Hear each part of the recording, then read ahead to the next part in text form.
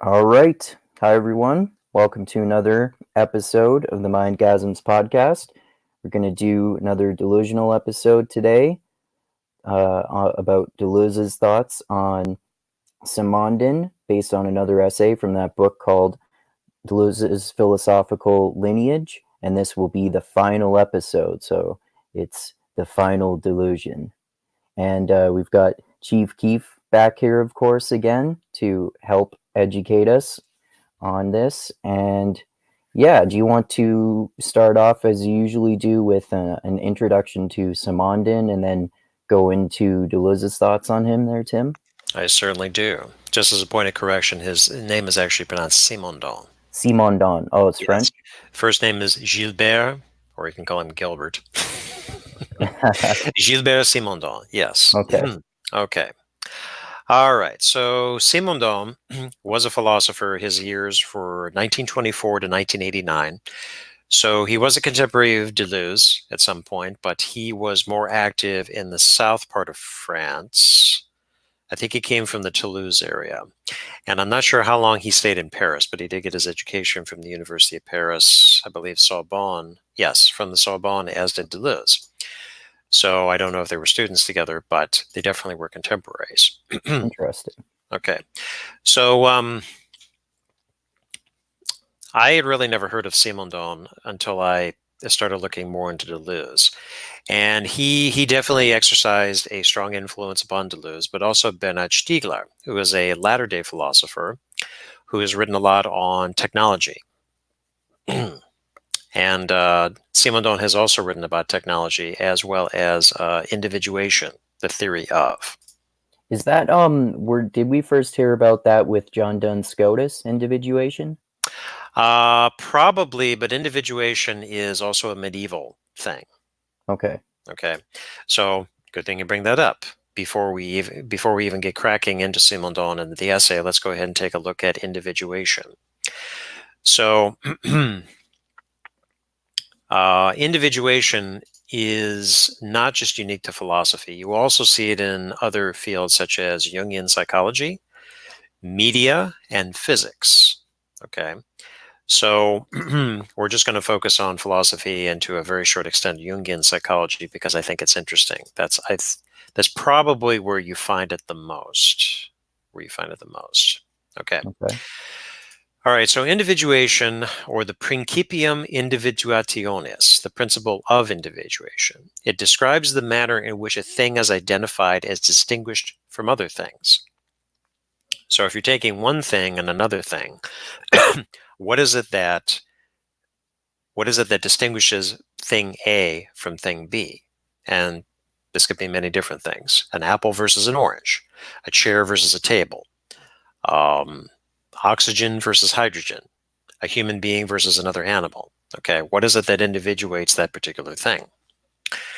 And so the concept appears in places like Jung, Gilbert Simondon, who we're going to cover tonight, Alan Watts, Bernard Stiegler, Friedrich Nietzsche, Schopenhauer, Bohm, Henri Bergson, Gilles Deleuze, and Manuel de Landa, Oh, cool. a contemporary Oh, theorist. Oh, we haven't talked about Alan Watts before, but I'm a little bit familiar with him. I've watched a bunch of his videos that people have made on YouTube that are really inspirational and Yeah, sort of spiritual. yeah, his talks that he delivered in the 60s and the 70s. Yeah. Yeah. Okay, so let's go ahead and get to the philosophical definition of what individuation is. So it expresses the general idea of how a thing is identified as an individual thing that is not something else. This includes how an individual person is held to be distinct from other elements in the world, and how a person is distinct from other persons. So, for example, what distinguishes Andrew Meinzer from a rock? What distinguishes Andrew from Tim, or his parents, or his friends, or classmates, or anything like that? By the 17th century, philosophers began to associate the question of individuation, or what brings about individuality at any given time, with the question of identity, or what constitutes sameness at different points in time. Okay. And then also for point of reference, let's go ahead and bring in what Jung had to say about individuation. So Jung said that individuation is the process where the individual self develops out of an undifferentiated unconscious, seen as a developmental psychic process during which innate elements of personality, the components of the immature psyche, and the experiences of the person's life become, if the process is more or less successful, integrated over time into a well-functioning whole. Other psychoanalytic theorists describe it as the stage where an individual transcends group attachment and narcissistic self-absorption. So individuation is a process psychologically, by which one person, you're starting as a child, for example, and you would say at some point, particularly when you're very young, you're an infant going into 1 year old. So the psychoanalytical theorists have to say is that you are undifferentiated from the whole, particularly as an infant. And then when you start to get older, you are distinguishing yourself from others in the world. You become aware of that. So is individuation sort of the process of becoming an individual in that way? Yes, you're becoming what you are. Okay. You can say. All right. So, you're 30 years old and I'm past 30 years old. I would say is that we are definitely of the age, as you're starting to go into your 30s, you more or less kind of know who you are. And so you have proceeded on a course of individuating, becoming who it is you are. Now, as you're getting older, as you're going into middle age, as I'm continuing to middle age and then at some point going into old age, you still continue the individuation of what you're going to become, even though you might be at a different age. Now, when you're a child, you're still immature. When you're a teenager, you're still immature. And particularly when you're a teenager, it's a really stressful time because you are now really individuating yourself. It kicks into high gear where you're distinguishing yourself from your peers, from your parents, from your community, other family members, and so on. Okay? So this is the transcending of the group attachment, but also from narcissistic self-absorption, which is something more characteristic of the child. Okay. But all of this is a psychological developmental process. Individuation, philosophically speaking, is just what distinguishes one thing from another. Okay. What makes it an individual, and how is it distinguished from something else? Okay. Okay. So that is individuation, generally speaking. Now, quickly about Simondon. So in his one book, Psychical and Collective Individuation, Simondon developed a theory of individual and collective individuation in which the individual subject, notice he doesn't say a person or a self, this is a subject, is considered as an effect of individuation rather than a cause. Okay, let me say that again. Individual and collective individuation, in which the individual subject is considered as an effect of individuation rather than a cause. So individuation comes before the subject rather than vice versa. Now, we could already see some shades of Deleuze here, how Simondon influenced Deleuze, because in prior essays, what we saw, what's the most important concept in Deleuze's thought? Difference. Right. So instead of there being identity prior to difference, it's the other way around. First there is difference, then there is identity. Right. We create our identity out of difference. Correct. Yeah. Yes. Or identity emerges out of difference. Yeah. Yeah. Okay, so back to Simondon. Thus, the individual atom is replaced by a never-ending ontological process of individuation. Okay, so we're talking about an atomic theory in this case. Instead of there being an atom, there is individuation, this atom distinguished from this atom, distinguished from this atom. Okay, and this is an ontological process of individuation. And remember that ontology treats of the theory of being. Okay. Okay. All right. So then Simondon also conceived of pre-individual fields, which make individuation possible. Individuation is an ever incomplete process, always leaving a pre-individual left over, which makes possible future individuations. Furthermore, individuation always creates both an individual subject and a collective subject, which individuate themselves concurrently. Like Maurice Merleau-Ponty, Simondon believed that the individuation of being cannot be grasped except by a correlated parallel and reciprocal individuation of knowledge. Okay, so I was listening to a talk earlier today, and the example that Simondon gives is of a crystal. So if you know something about a crystal, how does a crystal form?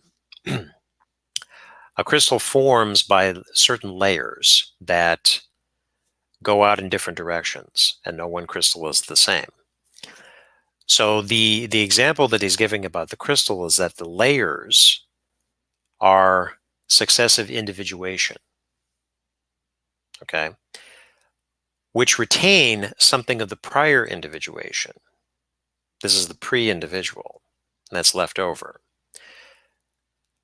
But there are future individuations that are taking place. And what he's getting at is the individuation is always progressing, it never stops, not to mention that it is not foundational.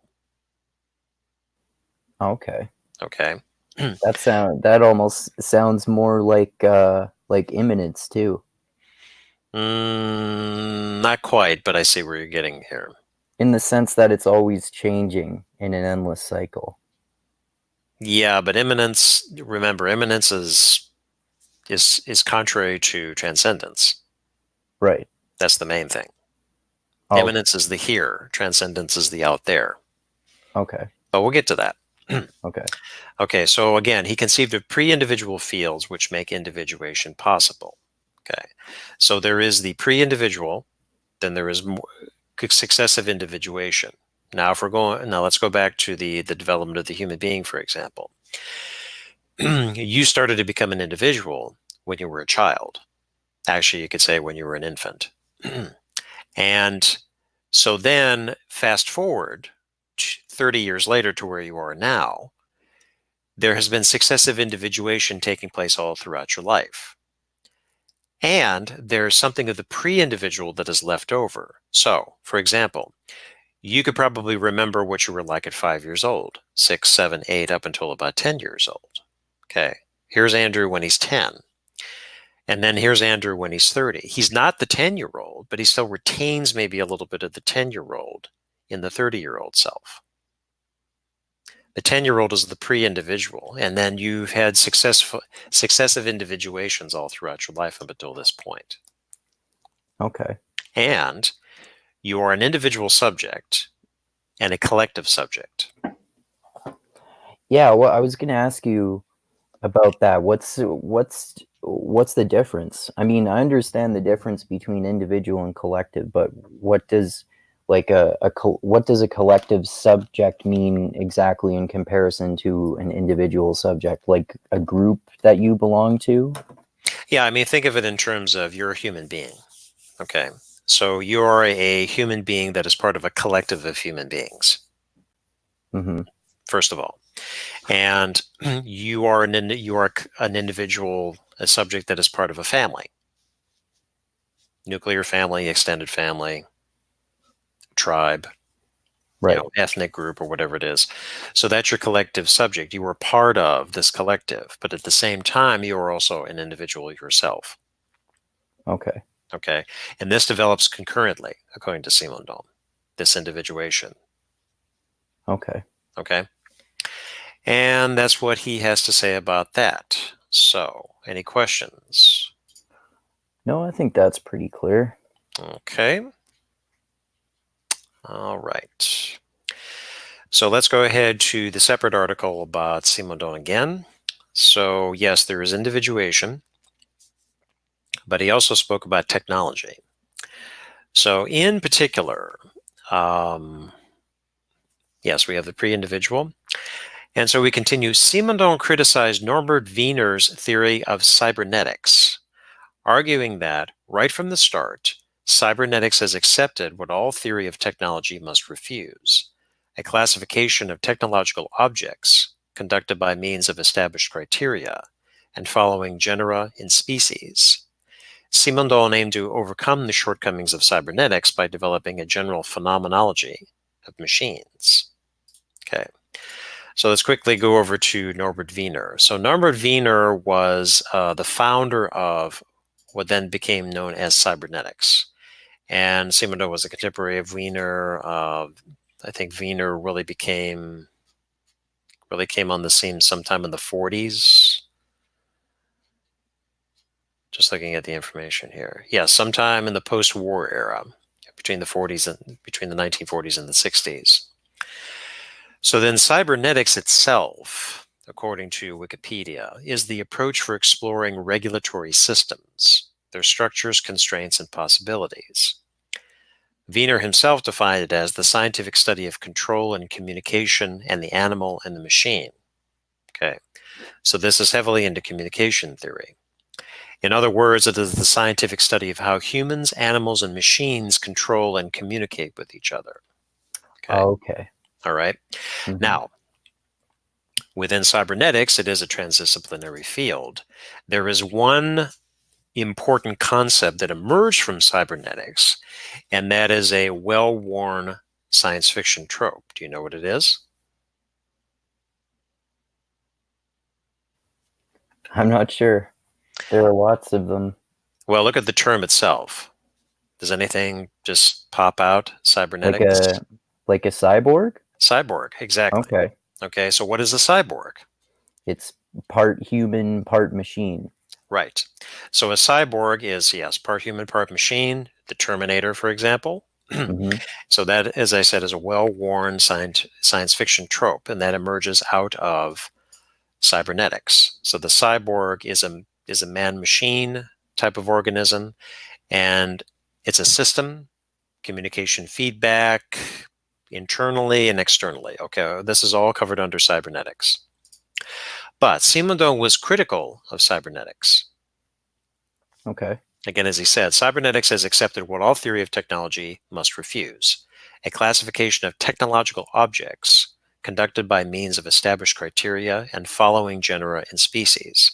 So, in other words, there was already set up a means of describing things, or what Simondon is trying to do, general phenomenology. And remember, we've defined phenomenology before as just studying the phenomena itself and letting the phenomena appear.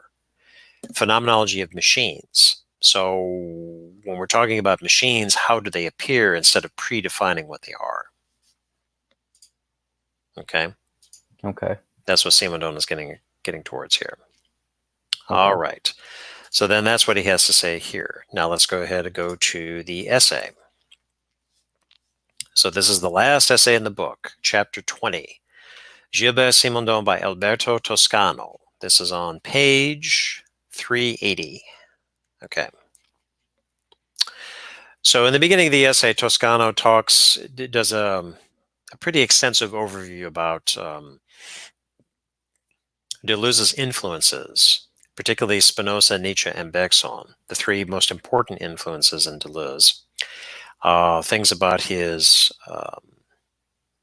monographs that he wrote, the books that he wrote on these individuals, about how, as we said in the very beginning of this series, how Deleuze, what he was doing is exercising critical readings and idiosyncratic readings of these philosophers in particular. So you have the three main ones, Spinoza, Nietzsche, and Bergson, but then you had a whole host of other minor ones, such as Gilbert Simondon, such as Gabriel Tarr, such as Solomon Maimon. Heidegger, Duns Scotus, Freud. Right, all of these, but Heidegger and Freud are definitely more well known. Gabriel Tarr, Yeah. not so much. Solomon Maimon, really not so much, except in Yeah. Jewish philosophy. Right. Okay. So, yeah, so he's tracking all these things, but we can skip that. And then we come to,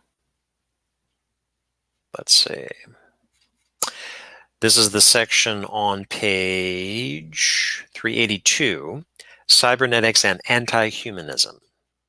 Okay, so then we're skipping down to page 385, and Toscano says the following, quote, "One of the guiding ideas behind Simondon's highly original critical incorporation of cybernetics in his work of the late 1950s involves withdrawing the concept of information from its links to communication, noise, and entropy, and recasting it as a crucial element in a thinking of ontogenesis, meaning the origin of a form, of the emergence or invention of new being out of a yet unsynthesized field of pre-individual singularities, determinations not yet captured by the principles of identity, representation, and the excluded middle."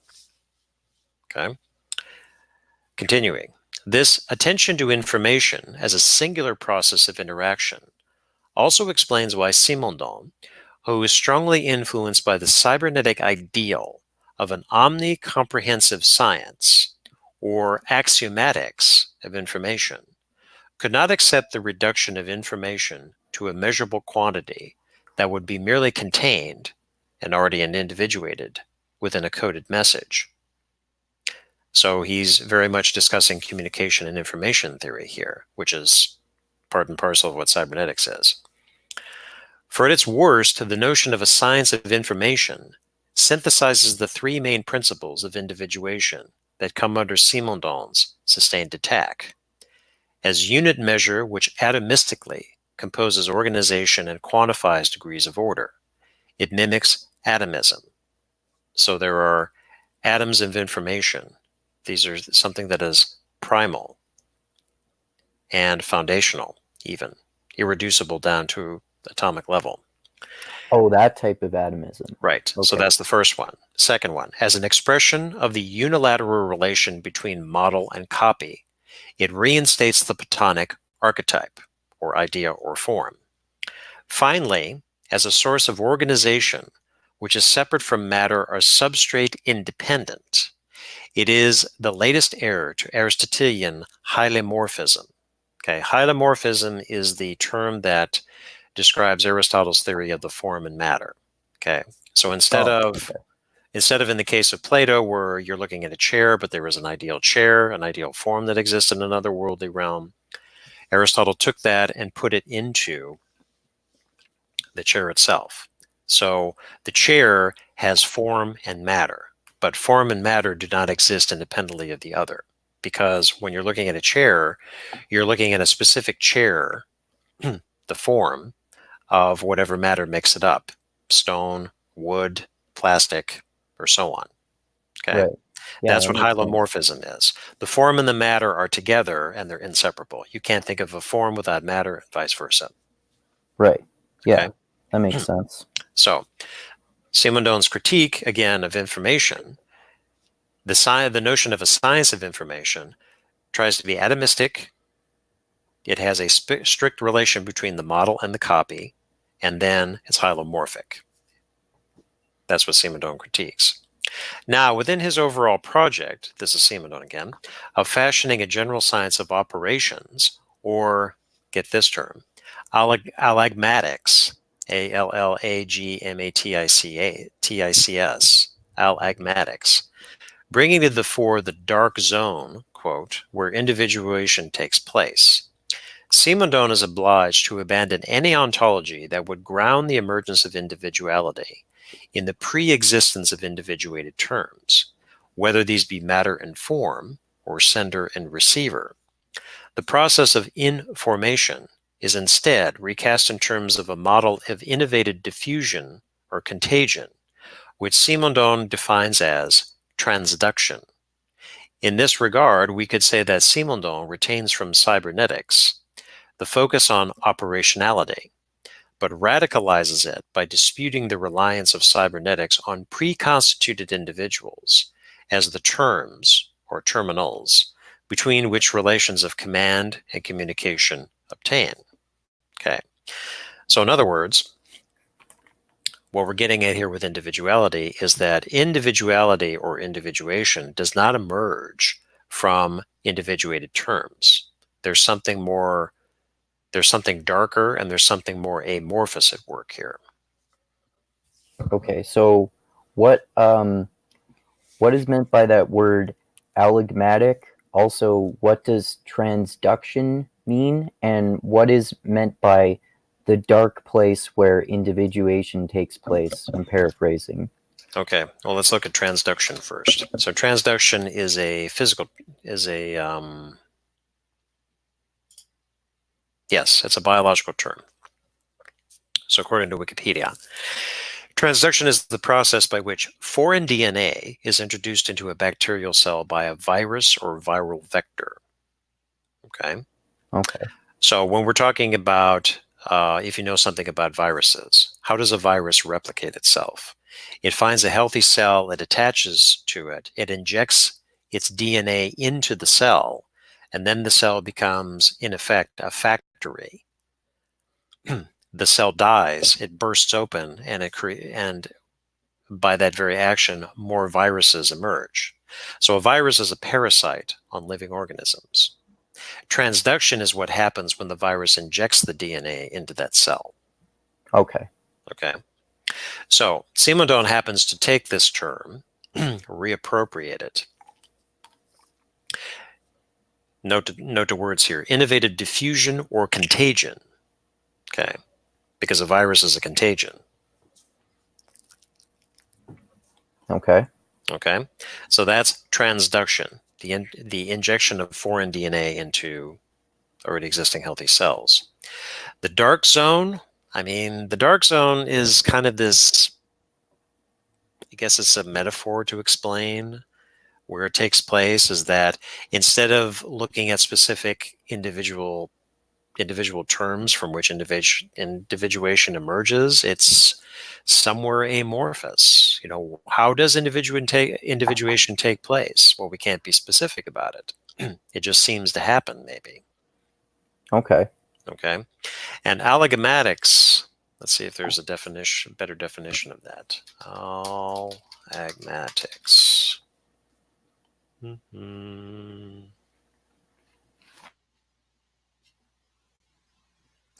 There does not seem to be one. A general science of operation, allegmatics. What he terms this, what he takes from cybernetics instead of calling it cybernetics. Oh, okay. Why Okay. did he invent a new term? Isn't that what philosophers do? Yep. Come on, Andrew. You've been studying this for a while now. Well, we actually did that ourselves with this series, Delusional. That's right. That's right. We created concepts. Yeah. Yeah. Okay, so Toscano continues in the next paragraph.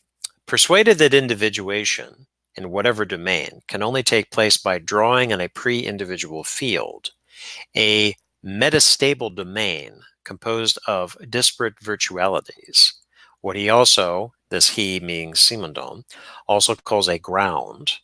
Simondon, drawing on scientific studies of crystallization, rethinks the process of individuation as the result of the introduction of a form in the guise of a structural germ, which catalyzes the actualization and reciprocal interaction of some of the virtualities that had hitherto remained at the pre-individual level. Okay. So we've already seen these pre-individual forms, and I touched a bit on crystallization before. Okay. So there exists a pre-individual level, and then a form is injected by transduction into this pre-individual level, and then using the metaphor of the crystal, individuation takes place, and this continues, and this continues, and this continues. That sounds like, with the use of the word transduction based on the way you described it, unless it's meant in a really different metaphorical sense, that the process of individuation is like being infected by a virus. Yeah, so that's an interesting concept. So if we look at individuation as it pertains to a person, okay. So I mentioned a little bit about Jung before, is that this is a psychological process by which one becomes an individual, apart from the physical, of course. Now, interestingly enough, this same talk I was listening to earlier today was a professor, and she focused on transduction, and she brought in some scientific articles that are floating out there where scientists, biologists have determined that a certain percentage of the human genome is actually made up of foreign DNA that came from viruses.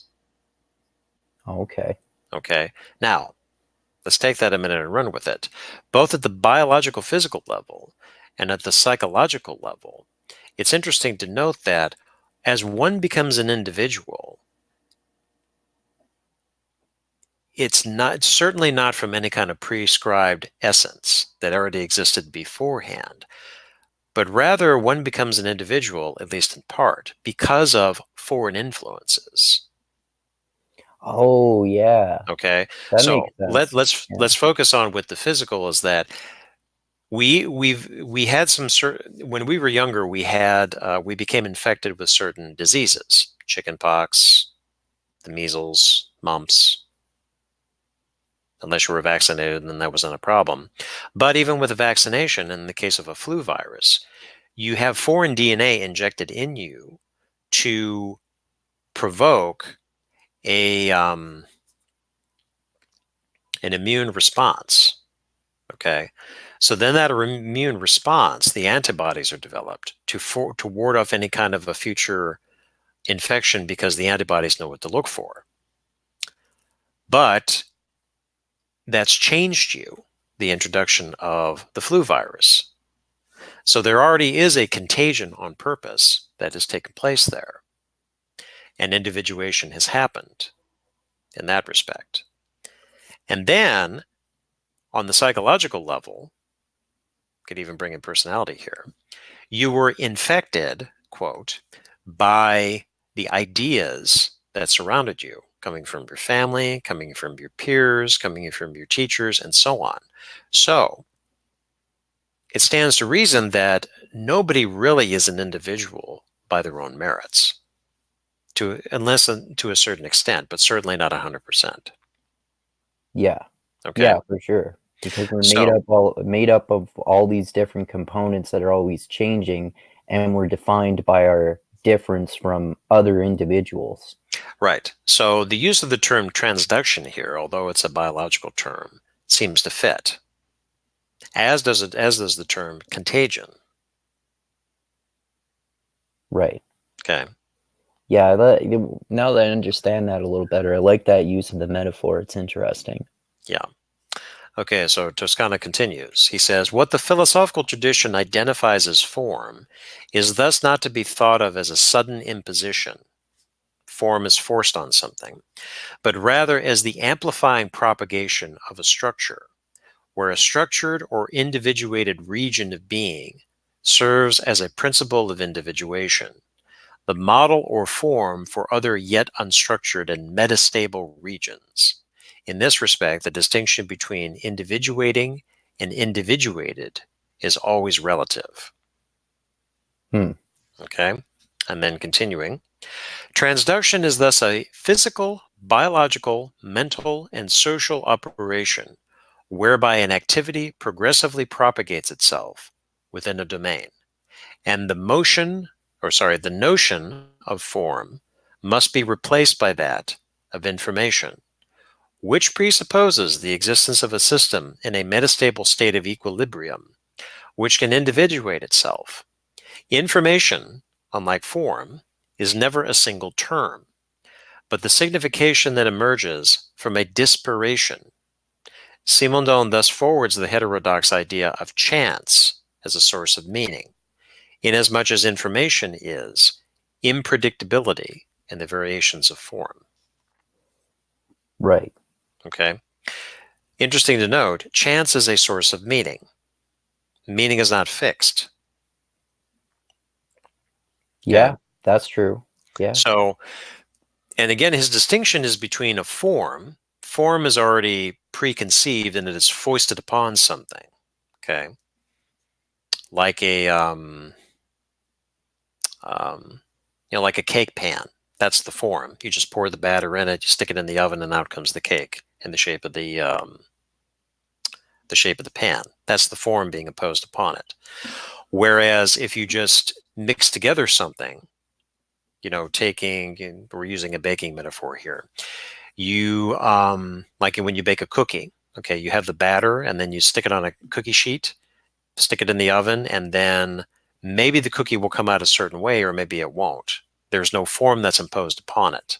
The material is already there, and information instead of a form, it is what is very much causing the individuation of that particular cookie. Okay, one cookie might come out flat, another cookie might come out wide, another cookie might come out flat and wide. Okay, Yep. does that make sense? Yeah, that makes sense. Now I'm getting hungry. All right, so next section, methods of dramatization. Toscana continues. The concept of the disparate is particularly important for an understanding of Simondon's philosophy of interaction and its changing role within the unfolding of Deleuze's own thought. Drawn from this physiological term for the integration of non-superimposable retinal images into unified visual perception, Simondon uses the idea of disparation to reflect on how individuation implies the emergence or invention of a form of communication between hitherto incommensurable orders or potentials. Okay. And then skipping to the next page, 387, Toscana continues.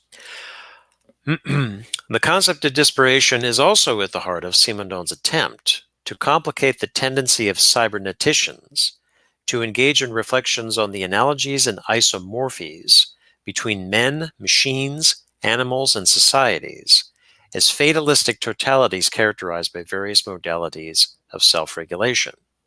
Because remember, cybernetics is about studying systems, right, and the interaction between men, machines, and animals.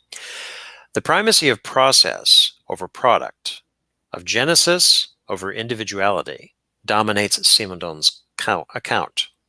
It is around the possibility of a continued and creative interaction, understood as the renewed solution of the problem of disparation, of an intensive and dynamic difference, that Simondon distinguishes individuation from individualization. Both living beings and technical beings are caught up in individualizing processes to the extent that they never fully exhaust the metastable potentials of which they represent a partial resolution. Okay. So in other words, if you're taking a human being possesses many potentials, but it will never fully exhaust it in one lifetime. right. Yeah, of course. Okay. So that is, but note the difference in the term here. Individuation and individualization. So individualization is a process that is taking place rather than individuation, which is more something stable. Okay. So one is so a living being is individuating, but also individualizing, because individuation making it what it is and distinct from other things. But then the individualizing is making it an individual. So, so individuation is making it what it is, but individualization is making it an individual. So is what it is sort of more of the form it takes rather than the individual of that form? Maybe, but I would be careful to use the term form. Okay, because again, as we saw in the context of what Simondon is getting to, the form is what is imposed from without. But he's moving away from that. Instead, it is information that is determining this. Okay. So and another way to think of information, I think, in this context is input. Okay. We had seen before the way Toscana was describing it is that what Simondon is trying to do is disconnect information from communication. Okay. So in that sense is part of the difference between individuation and individualization that Simondon is saying that humans are information?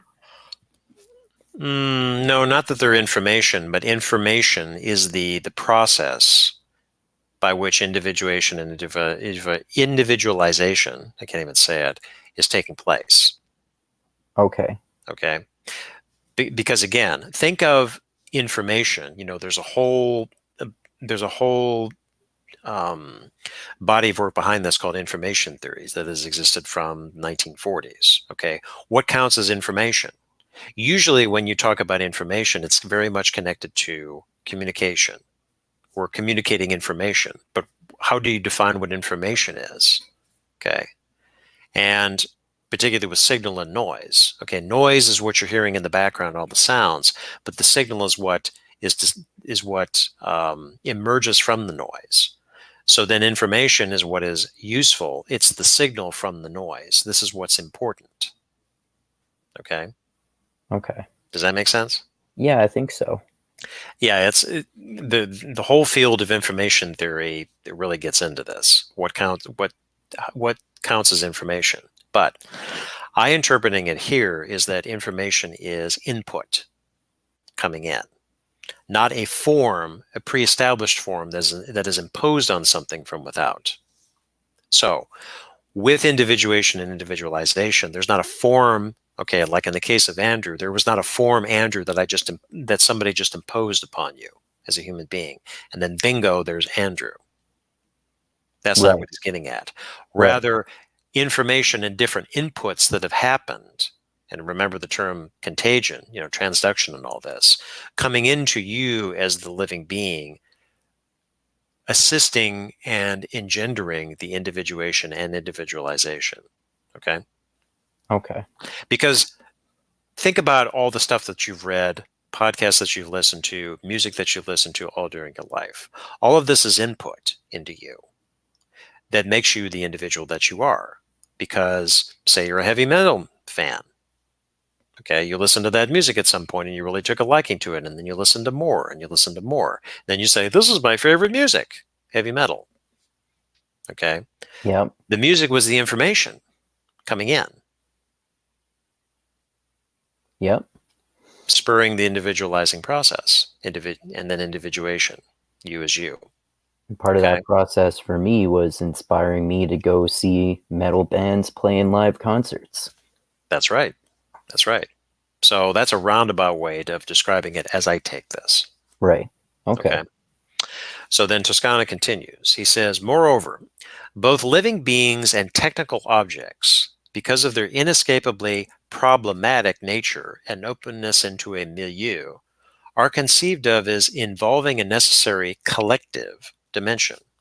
Whether we are thinking of the formation of technical ensembles or the existence of trans-individual processes that compensate for the limits of psychic individuation, individualization thus takes place at the interface between pre-individual and supra or collective dimensions of being.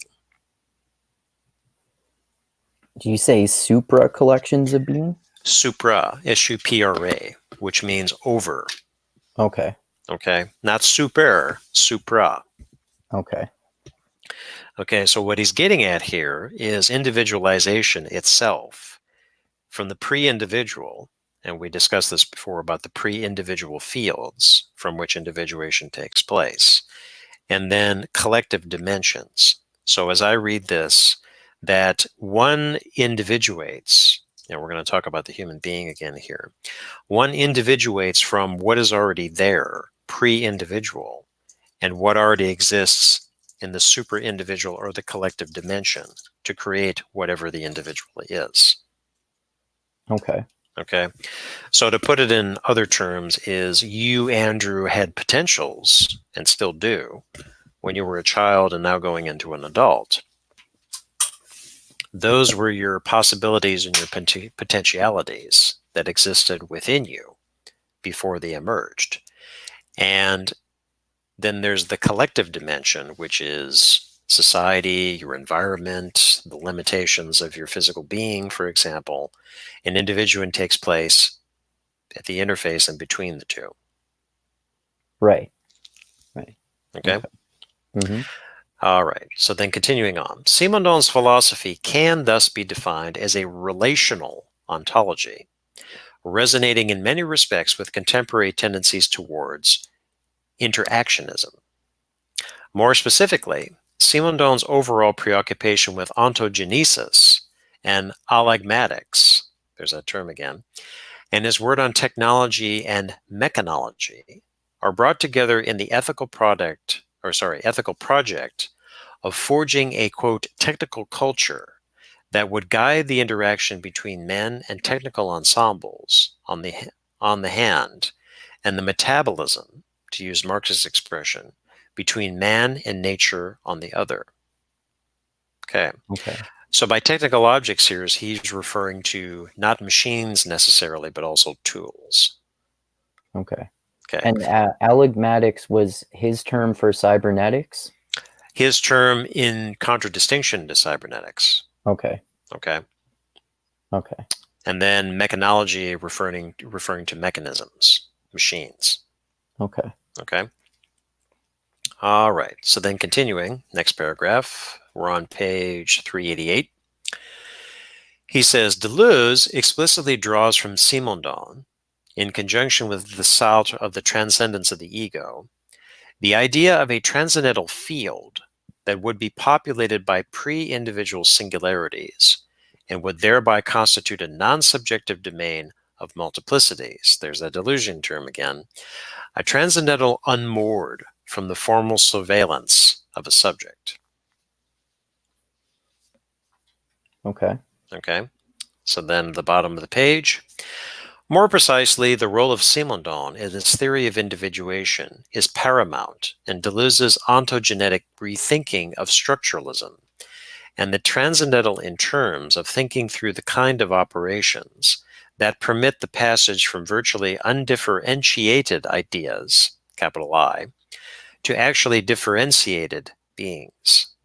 It is Simondon who allows Deleuze to reconsider structures as neither immaterial essences nor formal invariants, but instead as the pre-individual grounds of individuation. Okay, so a quick note about structuralism here. You recall I mentioned in some of the earlier essays that Deleuze was a product of the late 60s. And what dominated the late 60s at the time was structuralism, among other fields. And what is structuralism? Well, we defined this before. It's the primacy of structures that exist somewhere out there in the world, be it anthropology, be it science, be it even philosophy, the structuralism. Deleuze was very critical of structuralism, as was Derrida. Now, Derrida was also a product of the 60s. Right. And that's where deconstructionism came in Yeah, Derrida's path. because he was a Okay. post-structuralist. Post-structuralist, yes. So as was Deleuze. Yeah. No, not a postmodernist, but a post-structuralist. I think that's a much better term. Yes. Okay. Yes, that's an important distinction. Yes. So again, it is Simondon who allows Deleuze to reconsider structures as neither immaterial essences nor formal invariants, but instead as the pre-individual grounds of individuation. Ontogenesis is thus defined as the passage from one kind of multiplicity, the bearer of internal difference, to another, the denumerable and classifiable multiplicity of actual beings. Deleuze calls this genesis static because the structure itself, whilst providing the sufficient reason of actuality, has no causal role, precisely because it is not itself discretely individuated or actualized. The concept of individuation drawn from Simondon thus comes to insert itself, as it were, in this disjunction between cause and genesis, in this crucial dissymmetry between structure and its incarnations, between the virtual and the actual. Okay. Okay? Make sense so far? I think think it would be helpful if you unpacked that passage a little bit. I got most of it, but I got like a little bit at the end there. I got confused, especially like where he's talking about somewhere between the virtual and the actual in that last part. Mm-hmm. Yeah. Okay, let's go back up to ontogenesis, the creation of new beings, new forms. Ontogenesis is thus defined as the passage from one kind of multiplicity. Okay, multiplicity, that's another Deleuzian term. The bearer of internal difference to another, the denumerable and classifiable multiplicity of actual beings. So one multiplicity to another, but there's still multiplicity. Right. Okay. And then this genesis is static because the structure itself, while providing the sufficient reason of causality, has no causal role precisely because it is not itself discretely individuated or actualized. So the structure itself is not an individual. It's not been individuated or even actualized. You could even say that it's kind of virtual. You know, virtuality, that's another important Deleuzian term, the difference between the virtual and the actual. Right. Okay. So the structure is not itself actual. The structure is not itself individuated. It assists with the ontogenesis of bringing one multiplicity into another multiplicity. Okay. Okay. So then continuing in the next paragraph, Toscano says, in this new transcendental philosophy, structure cannot answer the what question, the question of essence, substance, or universality. The transcendental cannot anticipate ontogenesis. It must follow, accompany, or repeat it. This is what Deleuze calls the method of dramatization, something which we saw in a previous essay. Drawing on Simondon, individuation provides us with operational answers to the crucial question of the how. How do we pass from implicate differences to their explication, from ideas to beings? Ideas alone are not the source of genesis. Rather, a new materialism needs to confront these spatio-temporal dynamisms, without which structuralism would merely remain a thought of the determination of passive matter by active form. Deleuze does not cease stressing the specificity of the virtual ideas implicated in each domain of production, or indifferentiation, as well as the repercussions of the dynamisms on their differential composition. In other words, the theory of individuation drawn from Simondon allows us to think the very distinction between the virtual and the actual as a processual or differential, rather than as a merely unilateral one. Indeed, following Simondon's suggestion that the very distinction between the a priori and the a posteriori is a product of individuating processes rather than their condition, we could argue that virtual and actual constitute retrojections, or throwing backwards, of the process of individuation. Okay. Okay? Stick with me here. It's probably getting confusing. Yeah. So, yes, the next paragraph. However, while Simondon's contribution remains linked in Deleuze to this idea of individuation as dramatization, it is also affected by Deleuze's increasing turn away from any allegiance to structuralism. This move can be read in the juxtaposition of a plane of immanence, or plane of composition, linked to what Eric Allier has usefully characterized as Deleuze's turn to an onto-ethology, to a plane of organization, with the latter functioning as a more or less explicit critique of the concept of structure. Okay, so now we see the plane of immanence. Right. A plane of immanence, or plane of composition, to a plane of organization, with the plane of organization functioning as a more or less explicit critique of the concept of structure. Okay, so instead of there being structure, because as we have just defined it, it's not actualized. So don't even talk about a structure, just talk about a plane of organization. Okay? Okay. An organizing force within the plane. A plane of immanence, meaning that it is not otherworldly transcendent, but still transcended within the plane of immanence. Okay. Remember, we've touched on this before? Yeah. Okay. That's where it gets tricky whenever Deleuze talks about transcendences versus immanence. Yeah. Immanence is primary, and the transcendent is part of immanence, even though it Right. sounds confusing at first phase. Right. Yeah, it's Okay. very complicated. Yeah. And then one more time, he is definitely moving away from structuralism and instead focusing on organization. Right. Okay. So next page, 390. Toscana continues. This shift in the role of Simondon is evident in the manner that he appears in A Thousand Plateaus, alongside Husserl, as a thinker not of virtual ideas as such, but of, quote, vague and material essences, characterized by a corporeality, meaning qualities of being a body, that distinguishes them from intelligible, formal essentiality or a sensible, formed, and perceived thinghood. It is this thinking of a non-individuated material ideality, dramatized by event affects, and no longer a kind of intermediary between the thing and the concept, which characterizes, according to Deleuze, Simondon's anti-hylomorphic thought. Okay. Most significantly, the concept of a natural artificial machinic phylum as matter in movement, in flux, in variation, matter as a conveyor of singularities and traits of expression, appears to collapse what to some extent appeared as levels of internal indifference, indifference and repetition, onto a single plane. Okay. Okay.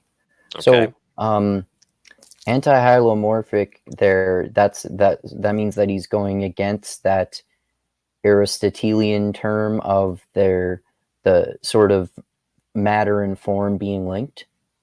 Right. So Simondon was anti-hylomorphic.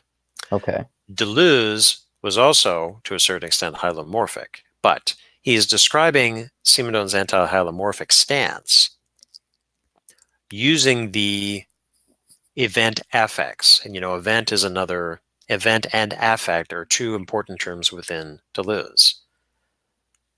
I forget exactly how we defined event, but the affect is being affected by something. Right. Okay. Okay. Not effect, affect. Right. All right. So then the next page, 391. From the dramatization of ideas to the modulation of matter, Simondon's thinking of individuation as dramatization remains a powerful intercessor in Deleuze's philosophy of becoming, but the ways in which that intercession is modulated are important clues to the discontinuities in Deleuze's own thought. Okay? Okay. So, next section, the unequal. Toscana continues. At the core of any discussion of Simondon and politics lies the question of the status accorded to his concept of pre-individual being, the pre-individual fields we talked about before. And there are at least three possible readings, according to Toscano. The first one interprets the pre-individual as an unresolved charge, carried by the individual as a potential, linking this concept to those of human nature and living labor. A second reading sees the pre-individual as caught up in a twofold trans-individual or social relation, which concerns, on the one hand, an individual and what in it is more than itself, and on the other, an individual and another by the means of their sub-representational emotional or affective comportment. In other words, their unresolved pre-individual charge. Okay. Okay, so we're talking about politics here. Strangely, I would Yeah. say. All right, and then let's see.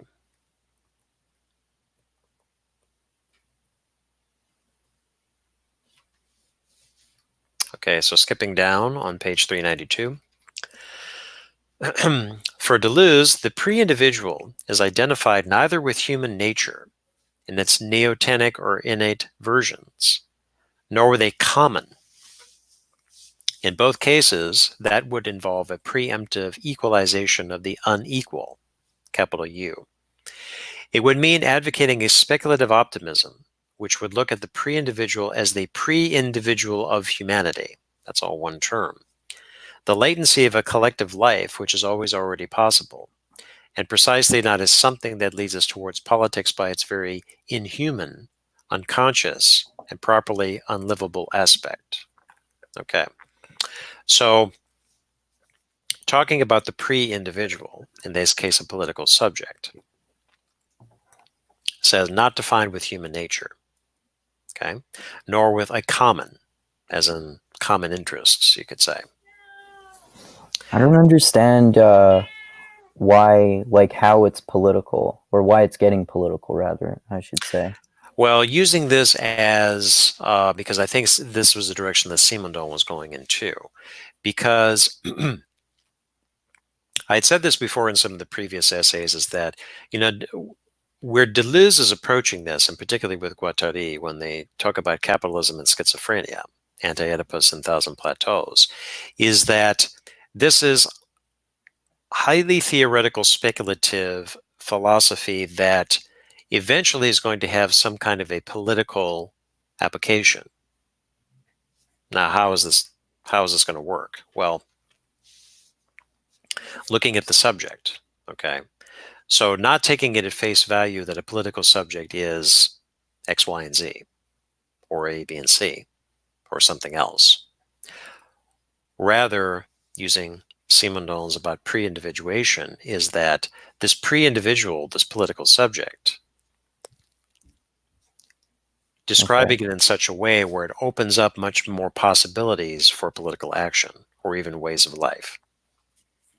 Okay?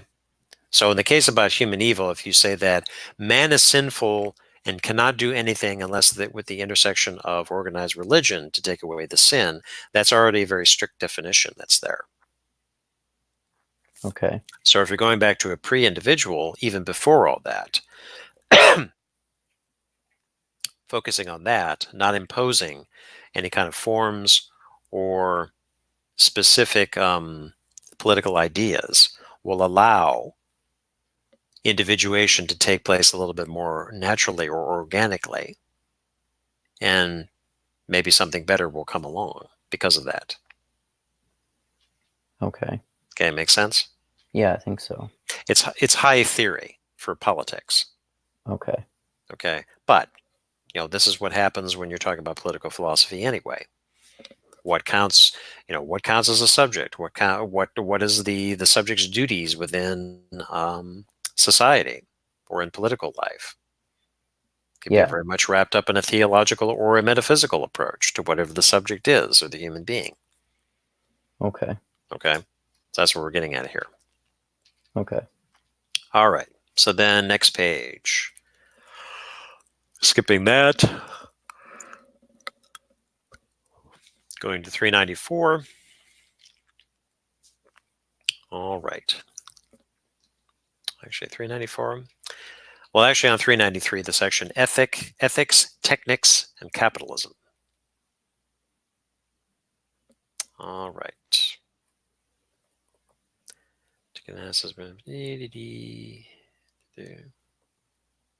Okay. So in one of Simondon's books, the French title is Du monde d'existence des objets techniques. In English, that would be Of the Mode of Existence of Technical Objects.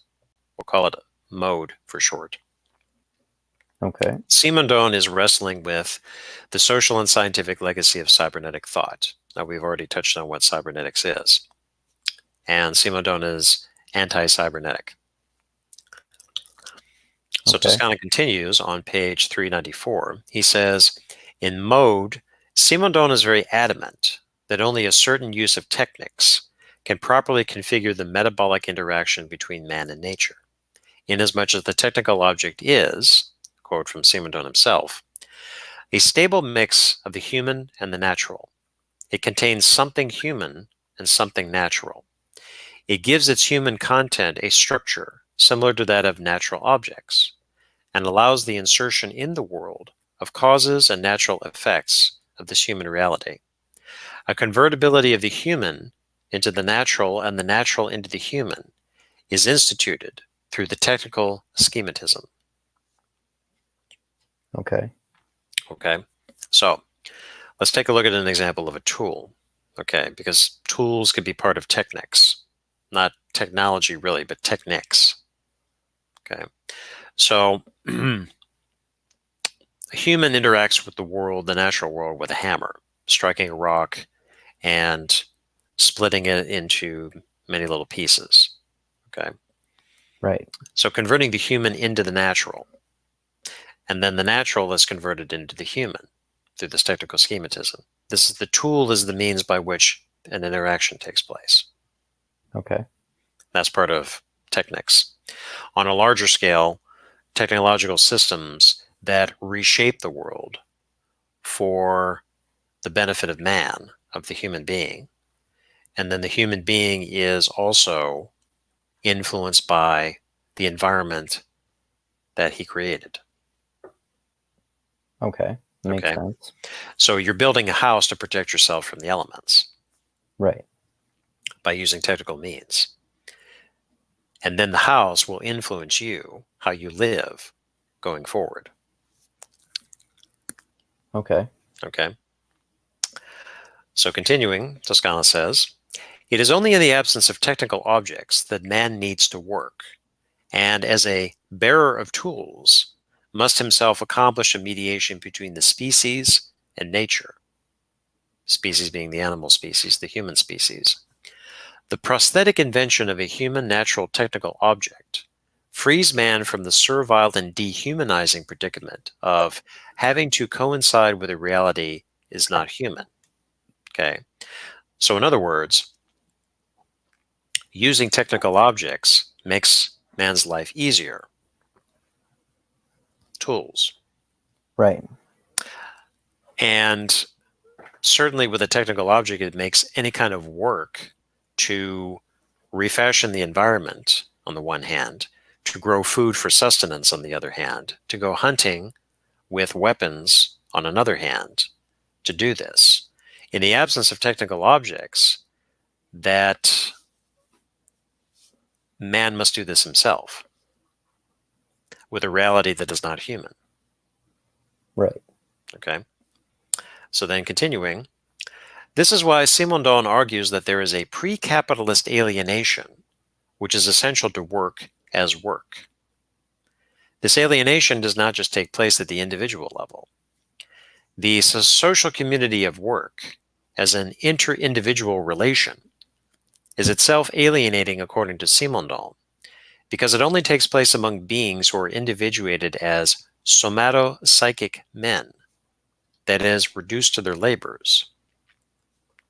The true trans-individual collectivity develops instead when human beings communicate through their inventions. The paradox here is that technical thinking is superior to work as a field of communication and a ground of collectivity because, quote, human nature, what remains original and anterior even to constituted humanity within man himself, is carried and communicated better by technical objects than it is by the face-to-face social interactions of laboring men and women. But this trans-individual form of collectivity, whereby men communicate with one another, with nature, and with what is in them more than themselves, pre-individual, quote, human nature, is instrumentalized under the conditions of modern productivism, which is dominated by what Simondon calls the morality of output. An authentic, non-alienated form of social interaction would thus demand the integration of technical thought and social life beyond work. Okay. Okay. And then continuing, Simondon's is a deeply normative, even moral understanding of the interactions between men and technical objects, or machines, and all the more strongly between men and men, with technical objects as intercessors and bearers of pre-individual human nature. But it is possible to base the dream of an alternative technical culture on a trans-individual collectivity of inventors interacting through technical objects, just as technical objects and machines communicate with each other via men. One of Simondon's gambits is that we can only terminate our alienation by terminating the servile alienation of machines themselves, a condition which is symptomatically signaled by our Asimovian, meaning Isaac Asimov, nightmares of robot revolts, and surpassing the separation between work and invention, or between manual and intellectual labor. But this depends on thinking that, to the degree that work and capital lag behind the technical individual, which does not belong to the same period as the work that activates it and the capital that frames it. It is by building collectivity and interaction from the fulcrum of invention that an instrumental, anti-technical culture can be surpassed and the antagonism between capital and labor circumvented.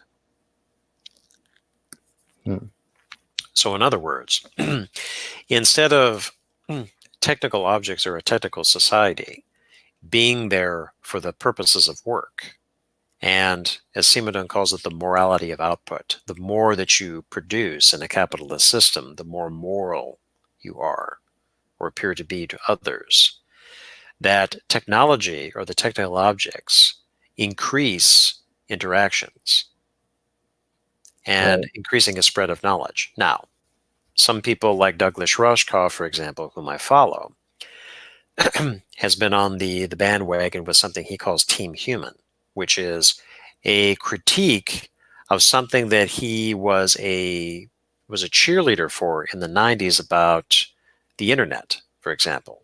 Okay, so the internet, computers, and so on are technical objects and machines. The dream was to do something like we're doing now. I can communicate with you from many hundreds of miles away in real time, exchanging ideas. We can do that much better than we would have 20 years ago. But there still is an alienation that takes place with, at least in Simondon's view, an alienation taking place with using these tools for business purposes or creating output. And that, some critics has had to say about IT or digitalized society is that it was supposed to work.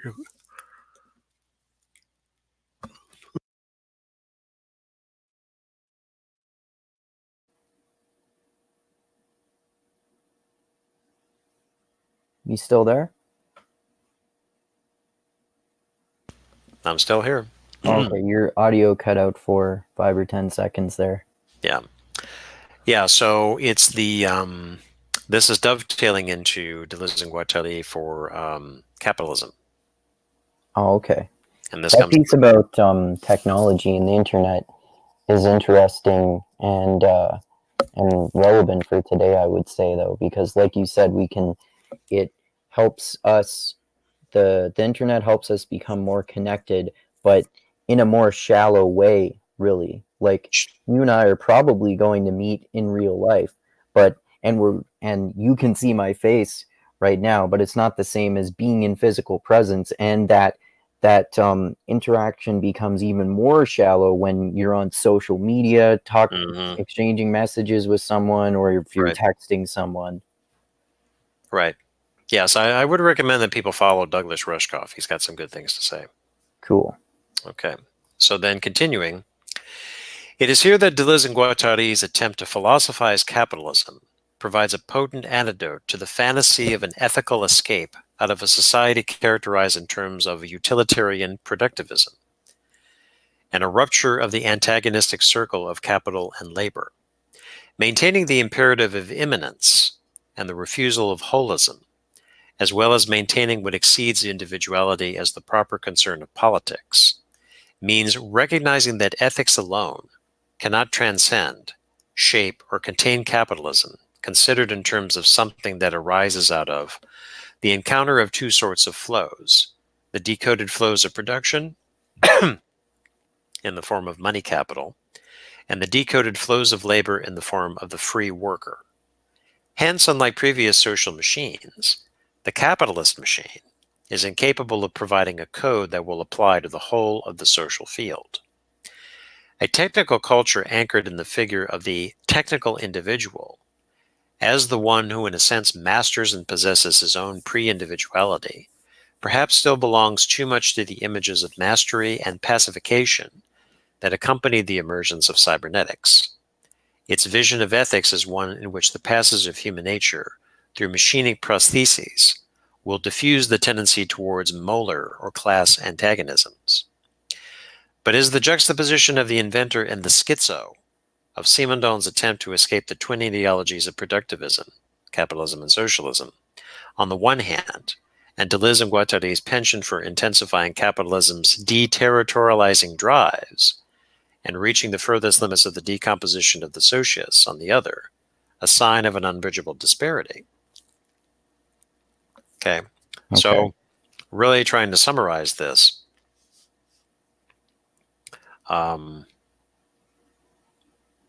Again, this is a criticism of cybernetics. Why? Because cybernetics is one of the, I guess you could also say is that cybernetics is in a sense a precursor to transhumanism. Okay. What is transhumanism trying to do? It is trying to apply technology to the human being to augment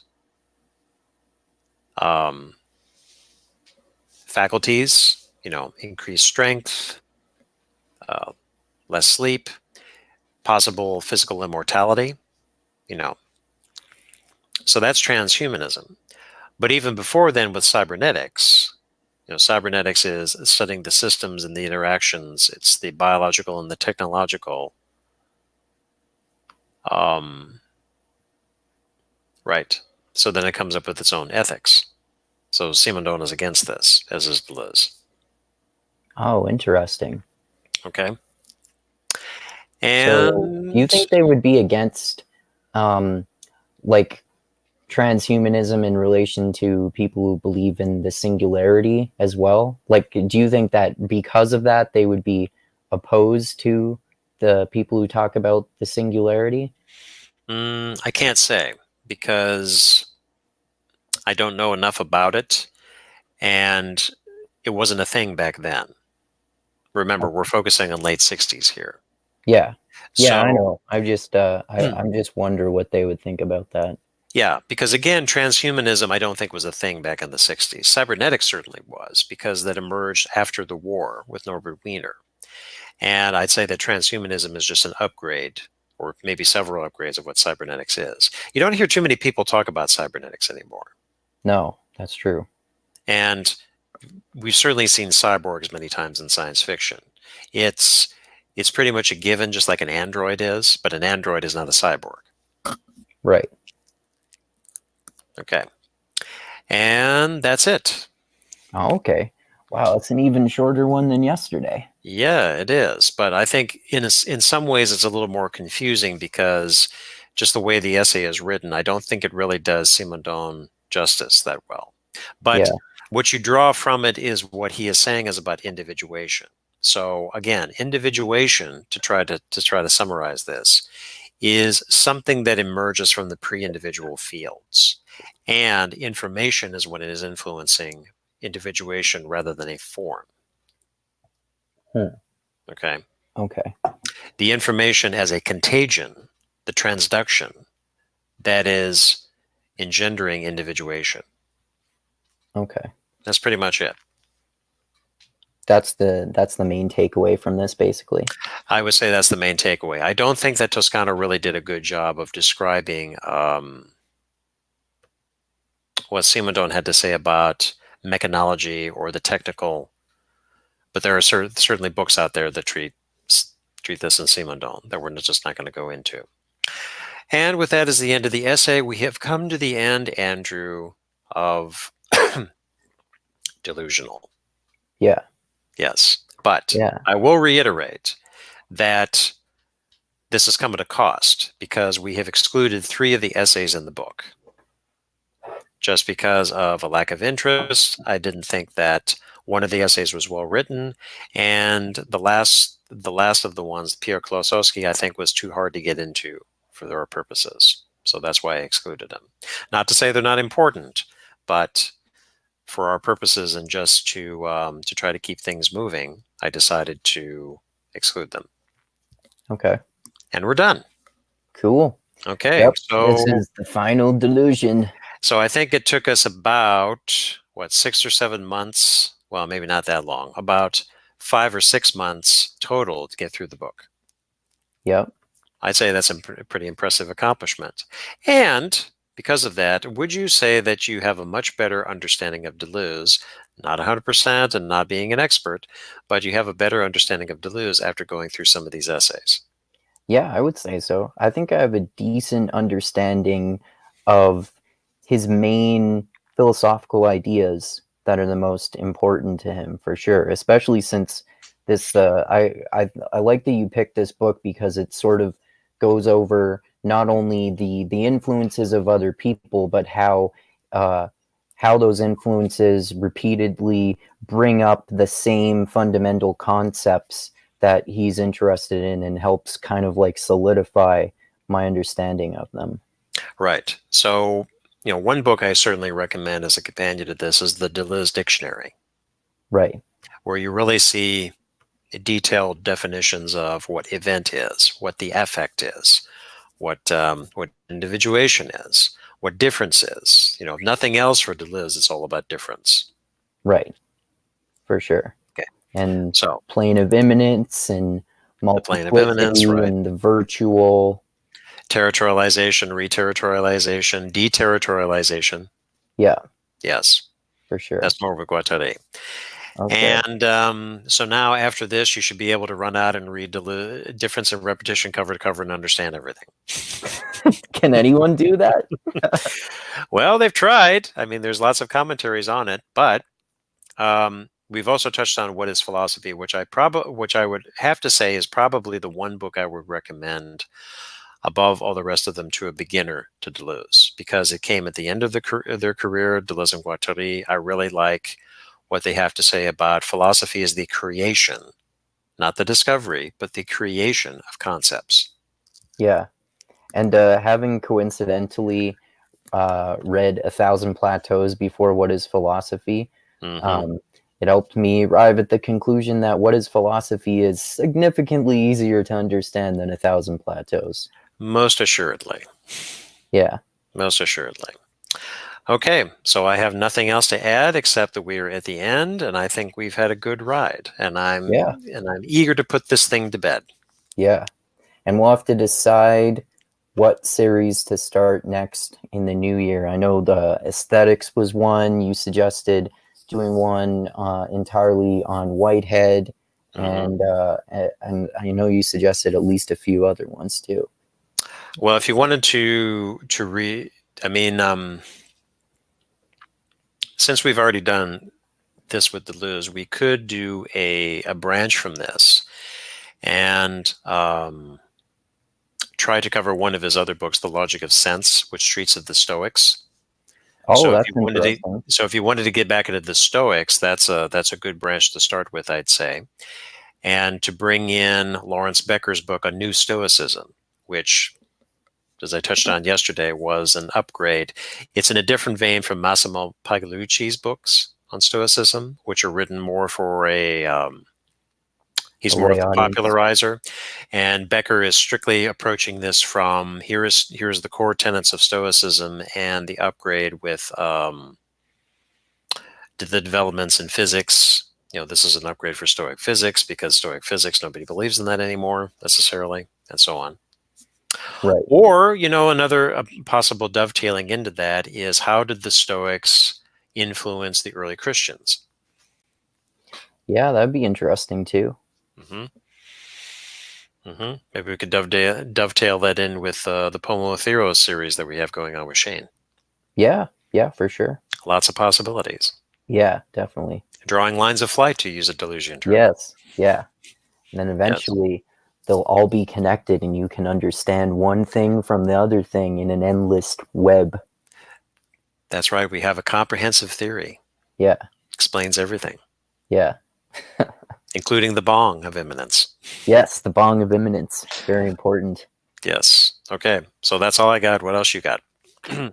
Uh, well, I'll just say all the stuff I like to say at the end of these videos. So, thanks to everyone for watching this. Hope you enjoyed it and were educated as much as I was. And thanks to everyone who subscribes to my channel, likes this video, shares it, comments on this, and especially to those of you who give me money on Patreon. I really appreciate that. And like I always say, I love you all. Keep being the tiny beam of light that shines through the almost impenetrable darkness in the universe. And most importantly, always remember this: the funk cures all. All right, and think about individuation and cybernetics, difference, and all those other important topics, but those ones most importantly for this episode. And this is the Final Delusion, so you can watch this whole episode too. It's got on a playlist on my channel if you're interested. And anything else to close out with there, Tim? Sure. So now that we're at the end, dear listeners, you can start from the very beginning, the first essay on Plato, and then go through all of these and see if this increases your understanding of Deleuze, because it certainly has done so for me, probably for Andrew too. I'm not an expert on Deleuze by any stretch. I mean, he is, although this book certainly has been a help to show the influences, Deleuze is still difficult to get into. It takes time, patience, and a consistent effort to really get into, to wrap your head around. For sure. Yes. But that's it.